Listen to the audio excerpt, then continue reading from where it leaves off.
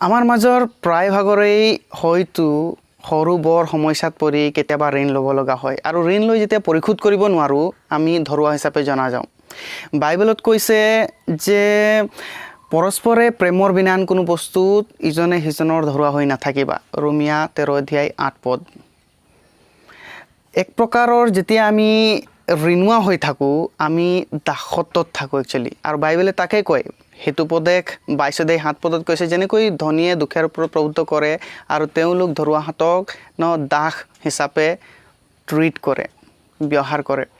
তো আমি যেতিয়া ধৰুৱা ঋণুৱা তাৰ মানে আমি এক প্ৰকাৰৰ দাসত্বত আছোঁ। কিন্তু বাইবেলে কৈছে 1 কৰিন্থীয়া 7 অধ্যায় 23 পদত পৌলে কৈছে যে তোমালোক কোনো মানুহৰ দাস হৈ নাথাকিবা বা প্ৰভুত্ব স্লেভেৰীত নাথাকিবা, কাৰণ আমি খ্ৰীষ্টৰ তেজেৰে কিনা হৈছোঁ আৰু আমি খ্ৰীষ্টৰ স্বাধীনতাত থাকিব লাগে। তো আমি যদি ঋণুৱা হৈ থাকোঁ তাৰ মানে আমি কোনো এজন মানুহৰ দাসত্বত আছোঁ আৰু ঈশ্বৰে তাক নিবিচাৰে।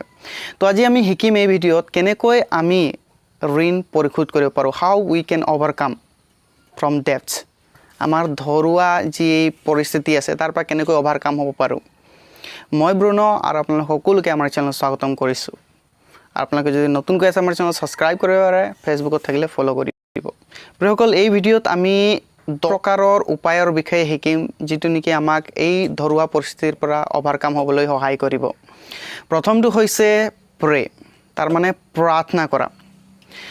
আমি বাইবেলত এটা স্পেচিফিক ইনচিডেণ্ট পঢ়িবলৈ পাওঁ 2 ৰজাৱলী তাৰ 4 অধ্যায় 1 পৰা। তাত এজনী বুঢ়ী বিধৱা মহিলাৰ বিষয়ে কোৱা হৈছে আৰু তাই আহি এলিছাৰ ওচৰত কৈছে যে এলিছা, আপুনি জানে মোৰ হাজবেণ্ড মৰিলে আৰু তেওঁ প্ৰভুৰ ভয়কাৰী লোক আছিলে আৰু এতিয়া যাৰ আণ্ডাৰত তেওঁ কাম কৰিছিলে তেওঁৰ হয়তো কিবা ঋণ আছিলে আৰু সেইকাৰণে এতিয়া মোৰ সন্তানবিলাকক তেওঁ বন্দী কৰি লৈ যাব বিচাৰিছে। তো এলিছাই ক'লে তোমাৰ ওচৰত কি আছে? ক'লে মোৰ ওচৰত অকল এবাটি তেলৰ বাহিৰে আৰু একো নাই। ক'লে তুমি যোৱা আৰু ওচৰ পাজৰৰ চুবুৰীয়াৰ পৰা কিবা পাত্ৰ লৈ আনি ভিতৰত যাবা, ৰুমৰ ভিতৰত, আৰু তাত তেল ভৰাবা। তো সেই মহিলাজনী বিধৱাজনী তেনেকুৱাই কৰিলে, ওচৰে পাজৰে গ'ল, পাত্ৰ আনিলে আৰু ঘৰ ভিতৰত সোমাই তেল ভৰাই ভৰাই দি আছিলে। তো যিমান পাত্ৰ লৈ গ'ল সিমান পাত্ৰত সেই এবাটি তেলৰ পৰা ঈশ্বৰে মাল্টিপ্লাই কৰিলে আৰু তেল। তাৰপিছত ক'লে সেই তেলৰ পৰা তুমি বেছি ঋণ পৰিশোধ কৰা। ঋণ পৰিশোধ কৰিলে আৰু যিবিলাক বাচি গ'ল এলিছাই ক'লে এয়া তুমি নিজৰ জীৱন নিৰ্বাহ কৰিবলৈ ব্যৱহাৰ কৰা। তো প্ৰিয়সকল, ঈশ্বৰৰ কাৰণে একো অসাধ্য নহয়। আমি প্ৰাৰ্থনা কৰিব লাগে যাতে ঈশ্বৰে আমাৰ যি ৰিচোৰ্চ আছে তাতে আশীৰ্বাদ কৰি আমি যাতে আমাৰ ঋণ পৰিশোধ কৰিব পাৰোঁ। আমি যদি ঋণুৱা হয়, প্ৰথম ষ্টেপ প্ৰে এণ্ড প্ৰে, প্ৰাৰ্থনা কৰা, প্ৰাৰ্থনা কৰা আৰু প্ৰাৰ্থনা কৰা। দ্বিতীয় কথাটো মনত ৰখা প্ৰয়োজন যেতিয়া আমি ঋণ পৰিশোধ কৰিব বিচাৰোঁ বা আমি অভাৰকাম হ'ব বিচাৰোঁ, সেইটো হৈছে বাজেট ছেট কৰিব লাগিব। হয়তো মান্থলি বাজেট আমি ছেট কৰিব পাৰোঁ, হয়তো আমি উইকলি বাজেট। এতিয়া বাজেট মানে হৈছে আমি গোটেই মাহটোত কিমান এক্সপেঞ্চ কৰোঁ, আমাৰ ইনকাম আছে, এমাহত আমাৰ কিমান ইনকাম আছে। ধৰি লওক আমাৰ ইনকাম এমাহত 5,000 আছে বা 4,000 আছে বা 10,000 আছে। তো সেই 10,000ত আমি কিমানবিলাক বস্তু এমাহত ব্যৱহাৰ কৰোঁ, চাউলত কিমান ব্যৱহাৰ কৰোঁ, দাইলত কিমান ব্যৱহাৰ কৰোঁ, তেলত কিমান ব্যৱহাৰ কৰোঁ, কাপোৰত কিমান ব্যৱহাৰ কৰোঁ, আমাৰ এক্সট্ৰা ইউজেছ বস্তুবিলাকত কিমান ব্যৱহাৰ কৰোঁ। তো এটা বাজেট হ'ব লাগে যে এমাহত আমাৰ ইনকাম ইমানটো আছে আৰু আমাৰ এক্সপেন্স ইমানটো আছে। তো এনেকুৱা কৰিলে কি হয়, আমি গম পাওঁ আমি একচুৱেলি কিমান স্পেণ্ড কৰি আছোঁ। আৰু যদি তাকে কৰি নাৰাখোঁ হয়তো কেতিয়াবা আমাৰ যি ইনকাম আছে তাতকৈও বেছি এক্সপেন্স হৈ যাব পাৰে আৰু আমি ঋণ পৰিশোধ কৰাটো বাদেই আমি নিজৰ প্ৰয়োজনীয়তাবোৰেই পূৰ কৰিব নোৱাৰিম। তো প্ৰথমে আমাৰ মান্থলি নহ'লে উইকলি বাজেট ছেট কৰা প্ৰয়োজন। আমি কিমান এক্সপেন্স কৰোঁ, আমাৰ এক্সপেন্সৰ সেই লিষ্ট থাকিব লাগিব, আমাৰ ইনকামৰ অপজিটত আমি কিমান এক্সপেন্স কৰোঁ। তৃতীয়টো, আমি লিষ্ট আউট কৰিব লাগিব আমাৰ কি কি বস্তু আছে, আমাৰ কি কি প্ৰপাৰ্টি আছে, আমাৰ কি কি এছেটবোৰ আছে। আমি লিষ্ট আউট কৰিব লাগিব সৰু বৰ সকলো বস্তুবোৰ। আমি যদি কিবা ঋণত আছোঁ আৰু আমাৰ ঘৰৰ এনেকুৱা কিবা বস্তু আছে, এনেকুৱা কিবা এছেট আছে যোনটো নেকি একেবাৰে ব্যৱহাৰযোগ্য নাই আমাৰ কাৰণে, হয়তো সেই বস্তুসমূহ আমি বেছি আমাৰ সৰু সুৰা ঋণ পৰিশোধ কৰিব পাৰোঁ। তো আমি জানিব লাগিব এনেকা কিবা বস্তু আছে নেকি, হয়তো কিবা লোহৰ বস্তু ওল্ড ইউজলেছ ক'ৰবাত পেলোৱা আছে, হয়তো কিবা পুৰণা বস্তু একেবাৰে ইউজফুল নাই, এনেই আমি পেলাই থৈছোঁ। তো সেইবিলাক বস্তু হয়তো আনইউজফুল বস্তুবোৰ আমি বেছি ঋণ পৰিশোধ কৰিব পাৰোঁ। সৰু সুৰা ঋণ আমি পৰিশোধ কৰিব পাৰোঁ। এটলিষ্ট কিবা এটা বাৰ্ডেন আমাৰ মূৰৰ পৰা গুচি যাব। আৰু ইয়াৰ লগে লগে 4 নম্বৰত কি বস্তু আমি আনৰ পৰা পাবলৈ আছে।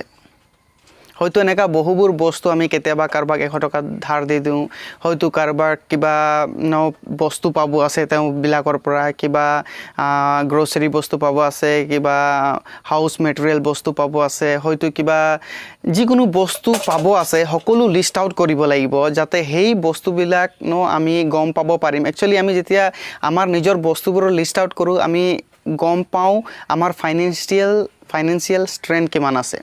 তাৰ মানে আমাৰ হয়তো আমি মান্থলি 10,000 বা 5,000 ইনকাম কৰোঁ, তাৰ বাহিৰে হয়তো এনেকুৱা কিছুমান বস্তু আছে যোনটো নেকি আমি ওন কৰোঁ, আমাৰ হয়, কিন্তু আমি নাজানো এইটো আমাৰ হয়। তো আমি তেনেকুৱা বস্তুবিলাকক লিষ্ট আউট কৰিব লাগিব। নহয় ইয়াত মোৰ এটা সৰু দোকান আছে বা মই তেওঁক 1,000 টকা ধাৰ দি থৈছোঁ আৰু সেই ধাৰটো যদি লগাওঁ মোৰ ফাইনেন্সিয়েল 5,000 দৰমহা আছে, মই সেইটো ধাৰটো লগাই মোৰ 6,000 এমাহত পাই আছোঁ। তো আমাৰ যিবিলাক বস্তু আমাৰ নিজৰ বা কাৰোবাক দি থৈছোঁ সেইবিলাক লিষ্ট আউট কৰি ৰাখিব লাগিব যে অল টোটেল মোৰ বস্তু ইমান আছে।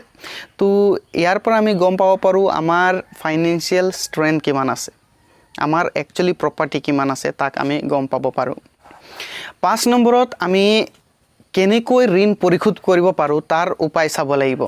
এতিয়া হয়তো কিছুমানৰ বহুত বেছি ঋণ দিব লগা আছে আৰু কিছুমানৰ হয়তো সৰু দিব লগা আছে আৰু কিছুমানৰ হয়তো ডাঙৰো সৰু দিব লগা আছে। তো প্ৰথমে আমাক ডাঙৰটো দিবলৈ চিন্তা কৰিব দৰকাৰ নাই। প্ৰথমে কেনেকৈ সৰু ঋণবিলাকত পৰিশোধ কৰিব পাৰোঁ। হয়তো কাৰোবাক 500 টকা দিব আছে, হয়তো কাৰোবাক 200 টকা দিব আছে, হয়তো কাৰোবাক 1,000 টকা দিব আছে। সেই সৰু ঋণবোৰ কেনেকৈ পৰিশোধ কৰিব পাৰোঁ তাৰ উপায় চাব লাগিব। আমাক কাৰোবাক 50,000 টকা 1 লাখ টকা দিব আছে, সেইটো কথা প্ৰথমে যদি আমি চিন্তা কৰি থাকোঁ, সৰু যিবিলাক ঋণ আছে তাক আমি পাহৰি থাকিম আৰু সেইটো এটা বাৰ্ডেন হৈ থাকিব আমাৰ মূৰত। তো আমি প্ৰথমে চিন্তা কৰিব লাগে যে আমি কেনেকৈ এই সৰু সুৰা ঋণবোৰক প্ৰথমে পৰিশোধ কৰিম। তাৰ পাছতহে আমাৰ ডাঙৰ ঋণবোৰৰ কথা চিন্তা কৰিব লাগিব। তো ডাঙৰ ঋণবোৰক পৰিশোধ কৰিবৰ কাৰণে উপায়সমূহ আমি তলত চাম। 6 নম্বৰত আমাক চাব লাগিব কেনেকৈ আমি আমাৰ যোনটো ইনকাম তাক এড কৰিব পাৰোঁ বা আৰু ইনকাম কৰিব পাৰোঁ। হয়তো আমি ক'ৰবাত চাকৰি কৰি আছোঁ আৰু তাৰ পৰা আমি 10,000 টকা দৰমহা পাই আছোঁ, কিন্তু আমি তাৰ পৰা আমাৰ ঘৰৰ চলিব পৰা নাই, আমি ঋণ কেনেকৈ পৰিশোধ কৰিম। তো আমি চাব লাগিব যে এক্সট্ৰা ইনকাম কেনেকৈ কৰিব পাৰোঁ। হয়তো আমি অফিচত ৰাতিপুৱা 8টাৰ পৰা 4টালৈকে থাকোঁ, কিন্তু 4টা বজাৰ পাছত আমি কি কৰি আমি এডিশ্যনেল ইনকাম কৰিব পাৰোঁ। তো কামৰ সৰু বৰ নাই, হয়তো আমি কিবা আমি যদি মহিলা মানুহ হয় কাটিং কৰিব পাৰোঁ, আমি যদি মতা মানুহ হয় তেনেহ'লে আমি ক'ৰবাত গৈ কিনে এডিশ্যনেল 2 আৱাৰ্ছ কাম কৰিব পাৰোঁ। কাৰোবাৰ ঘৰত কাৰোবাৰ কিবা সৰু সুৰা কাম কৰিব পাৰোঁ, কাৰোবাৰ টাইপিং কৰি দিব পাৰোঁ, কাৰোবাৰ কাৰণে কিবা কামত সহায় কৰি দিব পাৰোঁ। তাৰ পৰা হয়তো আমাৰ 100 টকা 200 টকা ইনকাম হ'ব পাৰে। তো হয়তো সদায় নাপাব পাৰোঁ তেনে কাম, কিন্তু যদি মান্থত আমি এটলিষ্ট 7 ডেইজ তেনেকুৱা ধৰণৰ কাম কৰি 200 কৰি জমা কৰোঁ, তেনেহ'লে আমাৰ ইনকাম বাঢ়ি যাব আৰু সেই সৰু সুৰা পৰিশোধ কৰিব পাৰোঁ আমি এই ইনকামৰ পৰা। তাৰপিছত আমাক চাব লাগিব আমাৰ ঘৰত যদি 5জন মানুহ আছোঁ আৰু 5জনে যদি এটা ইনকামত চলি আছোঁ, তেনেহ'লে আমাক অল্টাৰনেটিভ ৱেজ চাব লাগিব যে আমাৰ পৰিয়ালৰ বাকীবোৰ সদস্যই কি কৰি আছে, তেওঁলোকে অকল খাই আছে নেকি, তেওঁলোকক আমি কেনেকৈ ইনকাম কৰাত সহায় কৰিব পাৰোঁ। হয়তো সৰু সুৰা কাম আমি তেওঁলোকৰ কাৰণে বিচাৰি দিব পাৰোঁ। হয়তো যদি আমাৰ ল'ৰা ছোৱালী আছে ক্লাছ 8, 9ত পঢ়ি আছে, আমি তেওঁলোকৰ কাৰণে টিউশ্যনৰ ব্যৱস্থা কৰি দিব পাৰোঁ।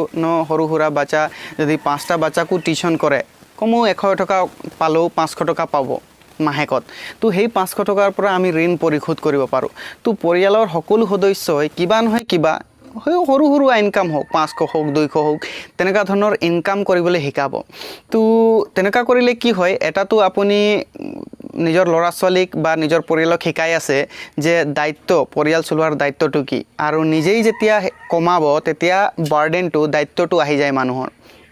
তো এটা কথা চিন্তা কৰিব পাৰে কেনেকৈ আমি গোটেই পৰিয়ালক ইনকাম কৰিব পাৰোঁ কিন্তু আৰু ইয়াতো এটা আনাদাৰ ৱেজ আমাক চাব লাগিব এই এডিশ্যনেল ইনকাম কৰোঁতে আমি আমাৰ ৰিলেশ্যনশ্বিপ উইথ খ্ৰাইষ্ট আমাৰ যোনটো সম্বন্ধ ঈশ্বৰৰ লগত আমি বেয়া কৰি আছোঁ নেকি কেতিয়াবা কি হয় আমাৰ যদি ঋণ হৈ আছে আৰু আমি কোনো পধ্যে পৰিশোধ কৰিব বিচাৰি আছোঁ আমি কি হয় যি কাম পাওঁ যি কৰিব পাৰোঁ তাকেই কৰিবলৈ লাগি যাওঁ কিন্তু কিছুমান কাম হয়তো আমাৰ কাৰণে গ্ৰহণযোগ্য নহ'ব পাৰে আৰু ঈশ্বৰৰ কাৰণে গ্ৰহণযোগ্য নহ'ব পাৰে হয়তো আমি সেই কাম কৰি ঈশ্বৰক আমি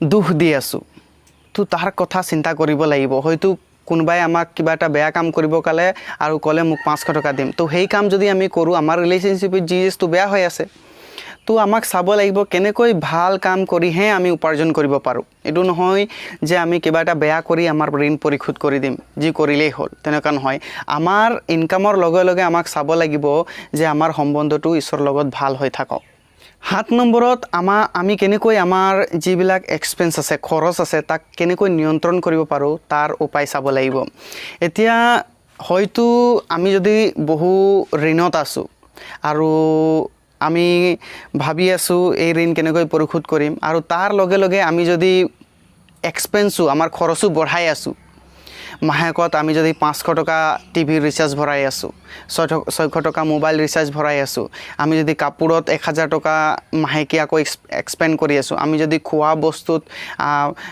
3-4টা চব্জি খাই আছোঁ তো তেনেকা যদি ঋণত আছোঁ আমি তেনেকুৱা এক্সপেন্স কৰিব নোৱাৰোঁ আমি কি কৰিব লাগিব নিয়ন্ত্ৰণ কৰিব লাগিব হয় যদি আমি 4টা চব্জি খাইছোঁ আমি এটা চব্জি খাই ঋণ পৰিশোধ কৰিবলৈ চেষ্টা কৰিব লাগিব কাৰণ আমি যেতিয়া ঋণত আছোঁ আমি এটা দাসত্বত আছোঁ প্ৰথমে আমি শুনিলোঁ কথাটো আৰু আমাৰ বাৰ্ডেন হৈ থাকে আমাৰ বোজ হৈ থাকে কেনেকৈ পৰিশোধ কৰিব পাৰোঁ তো এক্সপেন্স লেছ কৰি আমাৰ খৰচ কম কৰি আমি কেনেকৈ আমাৰ ঋণ পৰিশোধ কৰিব পাৰোঁ তাৰ উপায় চাব লাগিব তো দিনক দিনে আমি কেনেকৈ হয়তো মাহেকত যদি 4বাৰ আমি মাংস খাওঁ হয়তো তাক আমি 3বাৰ কৰি টাইমৰ যি মাংস সেই পইচা আমি হয়তো ঋণৰ পৰিশোধ কৰোঁতে ব্যৱহাৰ কৰিব পাৰোঁ 8 নম্বৰত আমাক চাব লাগিব আমি যদি আমাৰ ঋণৰ পৰা হাত সাৰিব বিচাৰিছোঁ তেনেহ'লে আমি কেনেকৈ সন্তুষ্টি হৈ থাকিব পাৰোঁ নিজতে নিজে বা আমাৰ যিমান যি বস্তু আছে তাত কেনেকৈ সন্তুষ্ট হৈ থাকিব পাৰোঁ তাক আমি চিন্তা কৰিব লাগিব এতিয়া মানুহ হোৱা হেতুকে আমাৰ হয়তো অনেক ধৰণৰ নিডছ থাকিব পাৰে প্ৰয়োজনীয়তা থাকিব পাৰে কিন্তু আমি যদি ঋণত আছোঁ আমাক চিন্তা কৰিব লাগিব যে আমি এটা বাৰ্ডেনত আছোঁ আৰু কেনেকৈ আমি যিটো বস্তু আছে তাতে সন্তুষ্ট হৈ থাকিব লাগিব অফক'ৰ্ছ আমি আনক চাব পাৰোঁ তেওঁলোকৰ এইবিলাক বস্তু লৈছে তেওঁলোক কিবা এটা নতুন গাড়ী লৈ ল'লে নতুন কাৰ লৈ ল'লে নতুন বাইক লৈ ল'লে নতুন ঘৰ বনাই আছে তো আমি হয়তো সেইবিলাক চাই কিনে আমিও ভাবিব পাৰোঁ মই পৰা নাই ময়ো বনাম তো আমি যদি ঋণত আছোঁ সেইবিলাক কথা আমি চিন্তা কৰিব নোৱাৰোঁ আমাৰ যি আছে তাত প্ৰথমে সন্তুষ্ট হৈ থাকিম তাৰ পাছতহে আমি চিন্তা কৰিম তো আমি যেতিয়া সন্তুষ্টি থাকোঁ তাৰ মানে বাইবেলে কৈছে 1 তিমথী 6:6 যে লাভত আছোঁ ভক্তি লাভত আছোঁ তো প্ৰিয়সকল আমি কেনেকৈ সন্তুষ্টি হৈ থাকিব পাৰোঁ আমাৰ যি আছে তো মানুহ হোৱা হেতুকে আমাৰ হয়তো টেম্পটেশ্যন হ'ব পাৰে যে আমি এইটো বস্তু ল'ম সেইটো বস্তু ল'ম এনেকুৱা তেনেকুৱা লোকৰ কিন্তু কেনেকৈ আমি সন্তুষ্টি হৈ থাকি আমাৰ যি আছে তাৰ কথা চিন্তা কৰিব লাগে যদি আমি ঋণ পৰিশোধ কৰিব লগা আছে 9 নম্বৰত আমি চাব লাগিব যদি আমি বিচাৰিছোঁ আমাৰ ঋণ পৰিশোধ কৰিব লাগে তেনেহ'লে আমাৰ যোনটো ষ্টেণ্ডাৰ্ডনেছ আছে তাক বজাই ৰাখিব লাগে প্ৰায়ভাগৰ কি হয় আমি যদি ঋণত আছোঁ আমাৰ ষ্টেণ্ডাৰ্ডনেছটো আমি হেৰাই দিওঁ আমি ঘৰ বেচি দিম আমি আমাৰ প্ৰপাৰ্টি বেচি দিম আমি আমাৰ সকলো ষ্টেণ্ডাৰ্ডনেছ আমি যি বস্তু ব্যৱহাৰ কৰোঁ সকলো বেছি বুচা আমি বস্তুবোৰ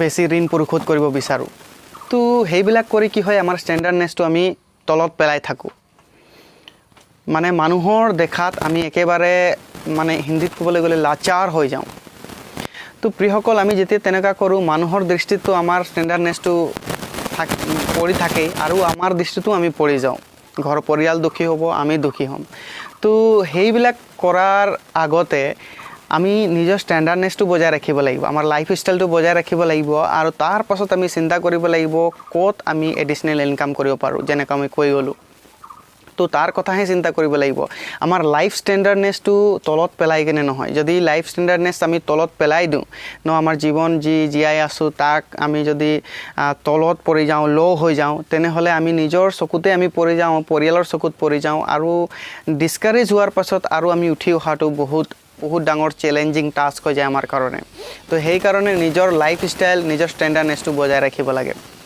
আৰু শেষত 2 নম্বৰত এটা কথা মনত ৰাখিব লাগিব সেইটো হৈছে নেভাৰ গিভ আপ কেতিয়াও মানে হাৰ মানিব নালাগে আমি যদি হাৰ মানিলেও নাই মই ঋণ পৰিশোধ কৰিব নোৱাৰোঁ নাই মই এই সকলোবোৰ কৰিব নোৱাৰোঁ মোৰ পৰিয়ালক চলিব নোৱাৰোঁ তেনেহ'লে তাৰ মানে আমি হাৰ মানিছোঁ আৰু আমাৰ অনেক বেয়া বেয়া চিন্তা আমাৰ মনত আহিব ইয়েছ আমি অফক'ৰ্ছ এইটো কমন হয় যদি আমি সমস্যাত আছোঁ কাৰোবাৰ পৰা হেল্প ল'ব লগা হয় আৰু কেতিয়াবা আমি পৰিশোধ কৰিব নোৱাৰোঁ তো কেতিয়াও তাৰ কাৰণে ডিছকাৰেজ নহ'ব গিভ আপ নকৰিব লাইফত কিবা নহয় কিবা উপায় ওলাব প্ৰাৰ্থনা কৰক আৰু যি ষ্টেপবিলাক কৈ দিলোঁ ফ'ল' কৰক এডিশ্যনেল ইনকাম কৰিবলৈ চাওক নিজৰ লাইফষ্টাইল বজাই ৰাখক আৰু চাব কিবা নহয় কিবা উপায় ওলাই লাহে লাহে সেই সকলো বস্তুবোৰ আমি পৰিশোধ কৰিব পাৰিম মই বিশ্বাস কৰিছোঁ এই বাৰ্তা আপোনালোকৰ কাৰণে আশীৰ্বাদৰ প্ৰাপ্ত হৈছে ঈশ্বৰে সকলোকে আশীৰ্বাদ